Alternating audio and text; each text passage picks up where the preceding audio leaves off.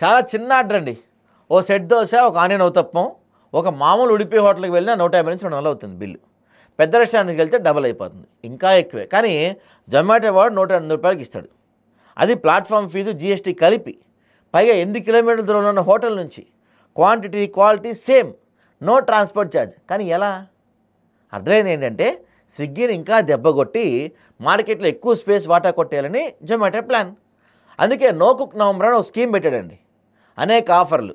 ఒకసారి మీ జొమాటో ఓపెన్ చేసి చూడండి, కూపన్లు, ఆఫర్లు చెక్ చేయండి. బోల్డ్ 3 రోటీలు, ఒక మేతి చెమ్మన్ కర్రీ నిన్న 185 రూపీస్ బిల్లు. ఇదే ఆర్డర్ మొన్న మేడ్చల కృతంగా రెస్టారెంట్కి వెళ్తే 370 దాటిపోయింది.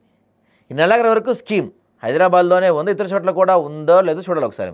సరే, మరి విషయం ఏంటంటే ర్యాపిడోని ఇంకాస్త బలంగా దెబ్బ కొట్టాలని ఊబర్ వాడు ఫిక్స్ అంటున్నాడు.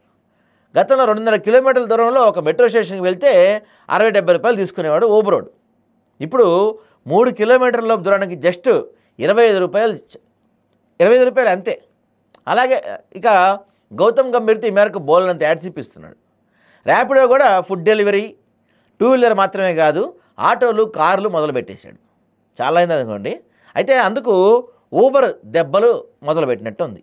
ఈ 2 ఇష్యూస్లో జొమాటో, ఊబర్ స్కీమ్స్ విషయంలో హోటల్ రేట్లు, గిగ్ వర్కర్స్ ఛార్జీలు ప్లస్ తమ ప్లాట్ఫామ్ కమిషన్ ఎలా వర్కౌట్ అవుతున్నాయో తెలియట్లేదు. బహుశా ఎక్కువ మంది కస్టమర్లు తమ ఈ ఫీల్డ్లోకి తెచ్చుకోవటం, ప్రత్యర్థిని దెబ్బతీయడం కోసం కొంత నష్టాన్ని భరిస్తుందేమో. కొన్ని హోటళ్ళు కూడా హోమ్ డెలివరీ చేస్తున్నాయి, కానీ వాళ్ళకి ఈ రిబేట్లు ఏమాత్రం వర్కౌట్ కావు. సేమ్ ఊబర్ కూడా 25 రూపాయల ఛార్జీలో వెహికల్ డ్రైవర్కి ఎంత ఇస్తున్నారు, తమ ప్లాట్ఫామ్ ఫీజు ఎలా వర్కౌట్ అవుతుంది, పెట్రోల్ ఎలా వస్తుంది, ఇవన్నీ ఎవరికి అర్థం కావట్లా. ఇక్కడ అయితే నానికి మరోవైపు చూద్దామండి. హైదరాబాద్ మార్కెట్లో ఓలా లెక్కలోనికే రాలేదు. ర్యాపిడో, పార్సిల్ డెలివరీ రేట్లు కూడా మరీ ఎక్కువగా ఉన్నాయి. ఆన్లైన్ గ్రాసరీస్ ఎక్స్ట్రా సప్లై చేసే ప్లాట్ఫామ్లు చాలా ఉన్నాయి, తెలుసు కదా. ఇక Jio mart, Big Basket, Blinkit, Zepto ఇవన్నీ కూడా గతంలో జియో మార్ట్ వంటివి ఎంత చిన్న ఆర్డర్ అయినా సరే ట్రాన్స్పోర్ట్ ఛార్జ్ వేసేవి కాదు. కస్టమర్లకు అలవాటు చేశారండి వీళ్ళంతా. జియో ఎట్లయితే అలవాటు చేశారో ఈ అంబానీ తాత మనకి ఏది తెచ్చినా ఫస్ట్ ఫ్రీగా అలవాటు చేస్తాడు. కానీ ఆన్లైన్ మార్కెట్లో తనను మించిన బోల్డ్ యాప్స్ వచ్చేసాయి. ఇప్పుడు బిగ్ బాస్కెట్ సహా దాదాపు ప్రతి యాప్ మినిమం 200 ఆర్డర్ లేకపోతే దూరాన్ని బట్టి రవాణా ఛార్జ్ వసూలు చేస్తున్నాయి. బిగ్ బాస్కెట్ ఒక బ్యాగ్లో పెట్టి పంపిస్తాడు. కొన్ని యాప్స్ సరుకులు, పార్సెల్ తీసుకొచ్చి అలాగే అప్పగిచ్చేస్తాయి.